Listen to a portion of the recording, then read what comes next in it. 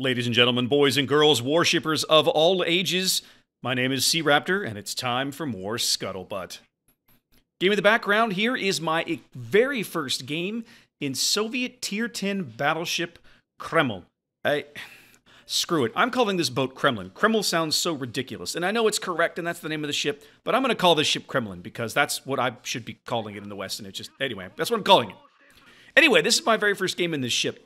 I had not played the Soviet battleships until my stream on Tuesday night, and I took a tour through them with the viewers. We played the Tier 7, the Tier 5, both the Tier 8s, the Tier 9, and last we closed the night here with the Tier 10. So this is my very first game, and, well, enjoy. I'll talk more about her later on at the end of the video. So what's going on in Warships? Well, I got to talk about a couple of things. We got to recap some stuff that's already happened. Last Saturday, Wargaming held a player event aboard USS Texas that was a tremendous amount of fun. Femininely, Radar, Beathead, and Kami Samurai came down from Austin to spend the day here in Houston. We had over 300 people board the ship and participate in the event. It was just a blast meeting everybody. They put on a scavenger hunt. They gave out pieces of paper. You had to run around and read the displays on the ship to learn some things and fill in the scavenger hunt, which included you had to get signatures from both one of the Wargaming staffers and one of the community contributors. So Kalorn, Servenamai K, and I manned the starboard air castle as folks came aboard the ship and just kind of chatted and hung out, signed stuff, filled in their little tick box on their scavenger hunt as they went around doing their thing. Most of them were focused because they had also been told, it said it right there on the scavenger sheet, that there were 8 codes for USS Alaska hidden aboard the ship. There were postcard-sized pictures of Alaska on the front. Then on the back, there was a thing that said, please, claim this, redeem this with a Wargaming staffer, and we will send you out a code for the ship, which was super, super awesome. Lots of folks excited to win that ship. Some folks that didn't have her, so it was really, really cool. So we started off with myself, Servenamai K, and Kalorn, as I mentioned. Here we are. I'll pause the game here for a moment. We'll have a look at a couple of pictures. This is us up on the outside one of the pilot house, looking out at the monument. You can see the San Jacinto monument there in the background on the bow of the ship. And then eventually we wandered down and took some photos up near the 2 forward turrets. So we had a lot of fun. Even Halcyon eventually showed up. That's the 4th gentleman you see there in the photo. So there were 4 CCs present. Late morning, Kami Samurai held a Q&A right there in the air castle. He answered lots of questions and took a lot of heat, I suppose I should say, about the carrier we work. There was a lot of folks that were very passionate about one way or the other about how they felt about it, and certainly with the carrier destroyer interaction being what it has been the last 4 to 6 weeks.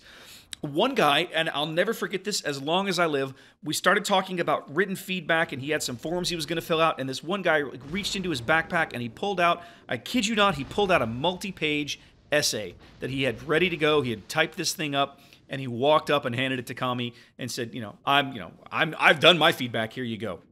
It was impressive. That may sound comical, like somebody somewhere when they hear me say that is rolling their eyes. But for me, I love seeing that kind of passion and involvement in the game because it makes for an outstanding community, one way or another, right? Like, they don't have to be happy, but they care. They're involved. They want the game to be awesome, and that kind of engagement is fantastic.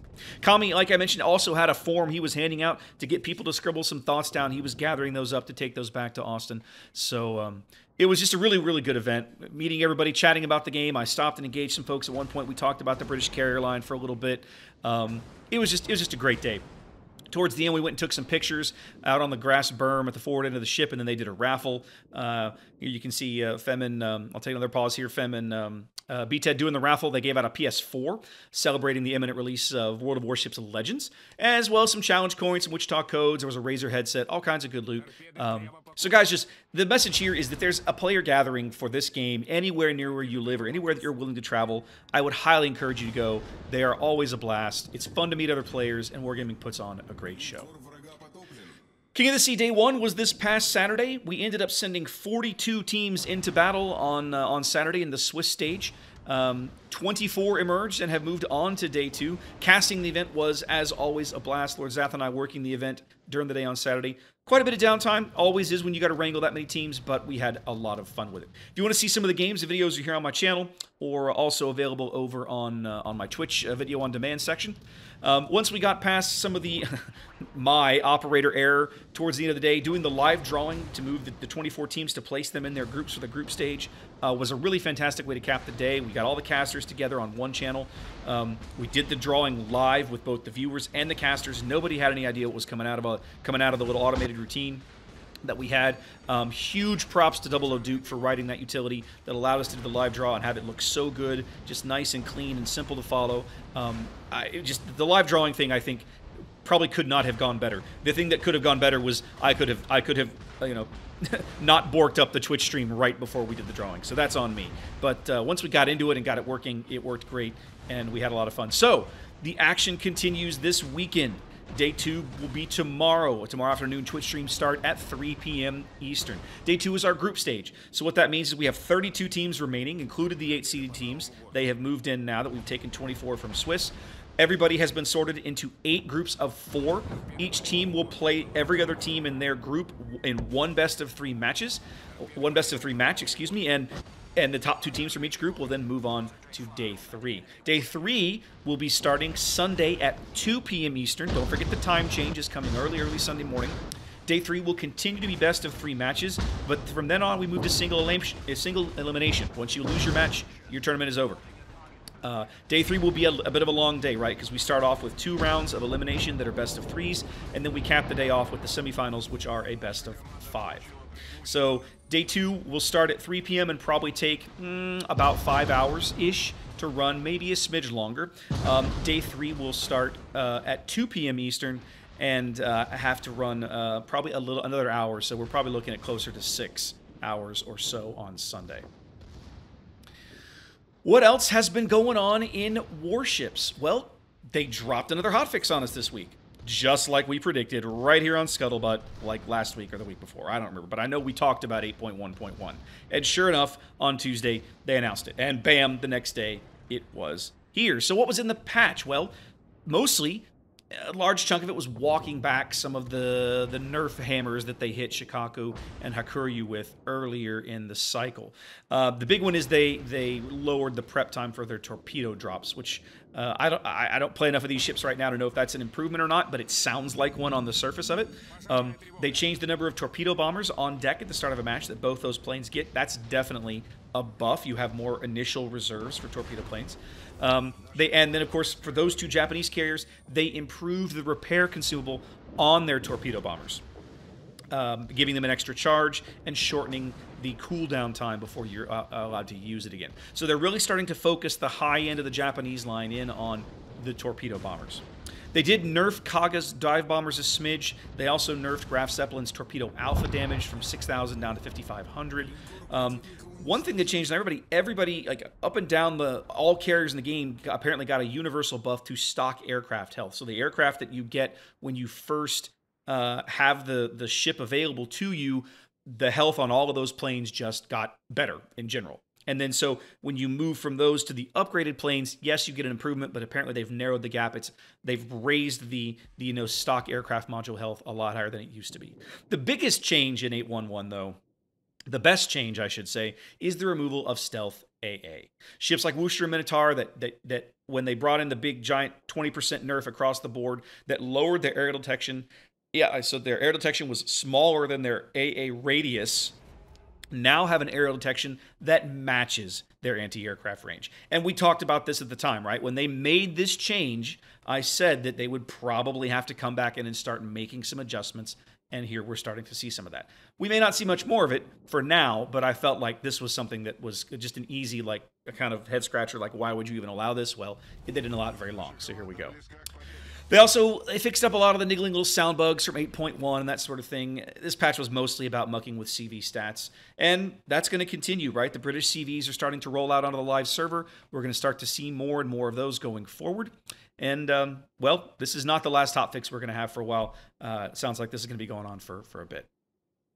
Probably the biggest news of the week, certainly of this week that we're in right now, they've announced a test season of clan battles. They announced this just today. They're going to go back and see if they can get the cross-server clan battles thing functioning, or at least get the testing functioning. This was a complete disaster here on North America last fall. I don't know how many of you guys out there attempted to do these cross-server clan battles.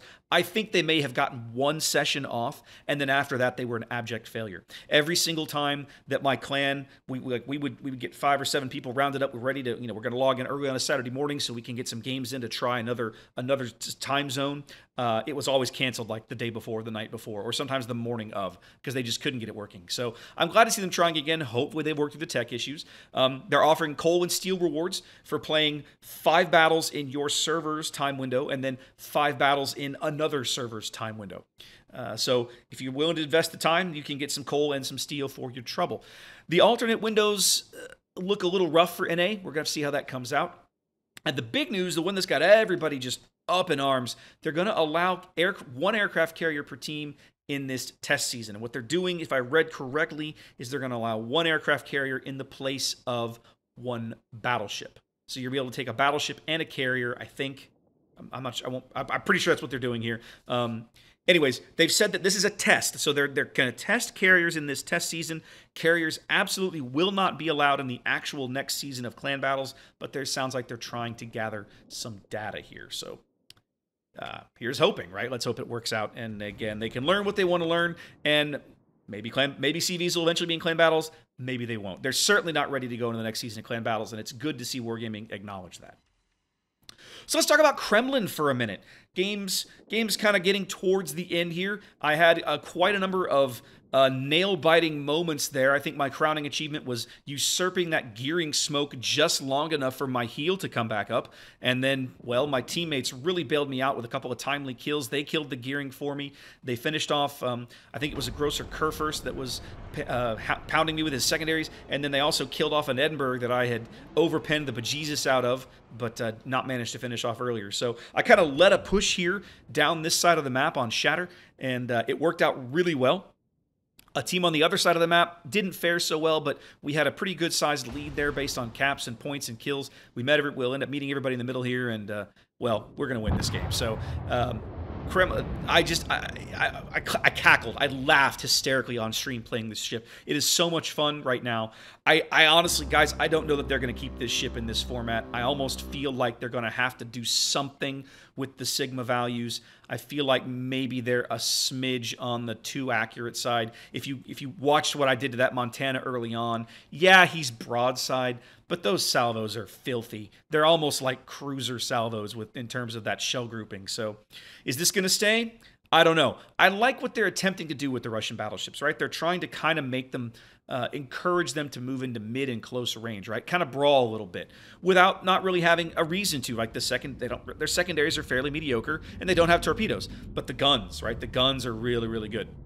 So we'll see where this lands.